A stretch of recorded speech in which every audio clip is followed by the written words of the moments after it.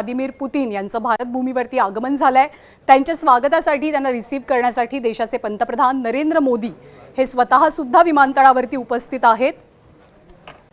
एक प्रकारे दबंग व्यक्तिमत्व म्हणून व्लादिमीर पुतीन यांना राजकीय दृष्टिकोनातून पाहिलं जातं।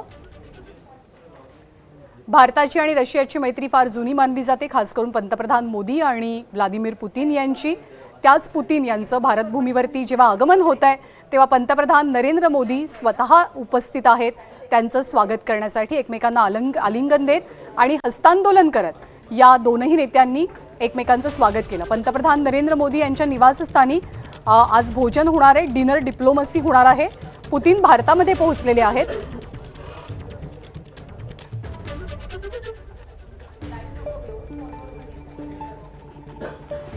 आपले प्रतिनिधी सोमेश कोलगे सध्या आपल्या सोबत आहेत। सोमेश, पंतप्रधान नरेंद्र मोदी स्वतः उपस्थित आहेत पुतीन यांचं स्वागत करण्यासाठी।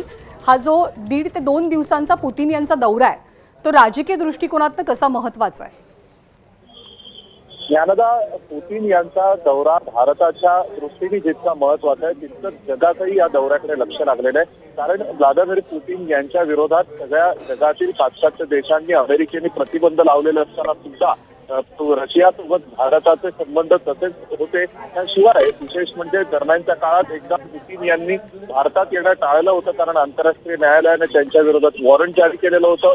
पण त्या काळात सुद्धा रशियाचे संरक्षण मंत्री भारतात आले होते आणि त्यानंतर गेल्या वर्षी नरेंद्र मोदी हे रशियामध्ये गेले आणि आता पुतीन हे खुद्द भारतामध्ये येत आहेत। आतापर्यंत जवळपास 22 वेळा Bharat India Russia annual summit झालेले आहे आणि त्याचाच एक भाग म्हणून पुतीन हे आता सुद्धा भारतात येत आहेत आणि भारतासोबतची जुनी मैत्री किंबहुना भारत आपल्या जुन्या मित्रासोबत पुन्हा एकदा आपले ऋणानुबंध घट्ट करतोय राजकीय स्तरावर, असं आपण नक्की म्हणू शकतो। आता हैदराबाद हाऊस येथे आपण आहोत। पुतीन पहिल्यांदा भारतात आल्यानंतर आता राष्ट्रपती भवनात जाणार आहेत। हैदराबाद हाऊस इथे तयारी सुरू आहे, कारण भारताचे जे अधिकृत स्टेट गेस्ट असतात ते स्टेट गेस्ट हे कधीही हैदराबाद हाऊस मध्येच त्यांच्यासोबतचे बैठका आणि चर्चा होतात। इथे भारत आणि रशिया, पुतीन आणि नरेंद्र मोदी हे दोघे जण जॉईंट प्रेस स्टेटमेंट देणार आहेत उद्या। त्याशिवाय पुतीन हे महात्मा गांधींच्या समाधीला आदरांजली वाहण्यासाठी राजघाटावरही जाणार आहेत। त्यानंतर मग इथे येऊन भारताच्या आणि त्यांच्या द्विपक्षीय चर्चा होतील। दरम्यान राजघाटवर नरेंद्र मोदी आणि पुतीन हे दोघेच जण केवळ वैयक्तिक स्तरावर एकमेकांसोबत गप्पा मारणार आहेत आणि तिथे एकत्र खेळणार आहेत, फिरणार आहेत। त्यानंतर मग जेव्हा ते हैदराबाद हाऊसला येतील त्यावेळी हा अधिकृत कार्यक्रम सुरू होईल, आपापसात करार सही करण्याचा।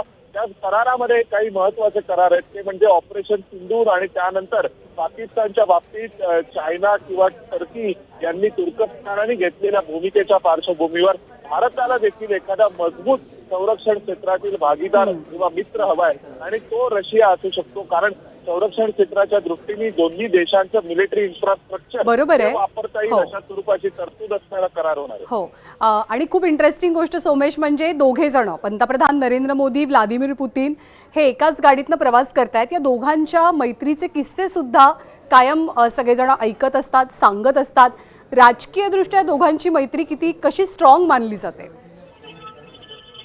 ज्ञानदा, 2000 साली ज्यावेळी अटल बिहारी वाजपेयी हे रशियामध्ये गेलेले होते आणि पुतीन यांना भेटले, आपल्याला सर्वांना माहिती आहे 1998-99 दरम्यान पुतीन यांचा रशियामध्ये उदय होतो आणि 99 साली पुतीन हे रशियाची सत्ता हस्तगत करतात।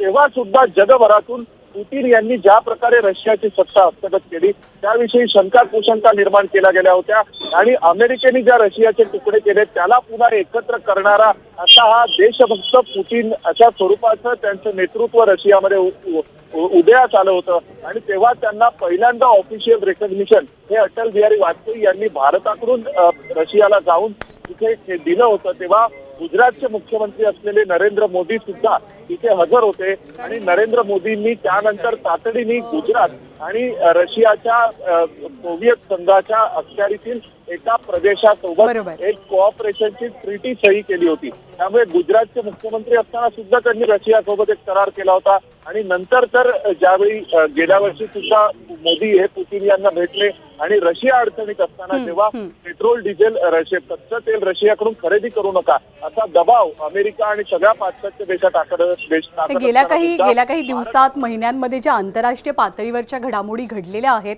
त्या पाहता मोदींची आणि पुतीन यांची होणारी भेट, त्या दोघांमध्ये होणारी चर्चा आणि हा साधारणतः 30 ते 35 तासांचा पुतीन यांचा भारत दौरा याला विशेष महत्त्व आहे. पाहूया पुढे पुढे काय काय होतं आहे.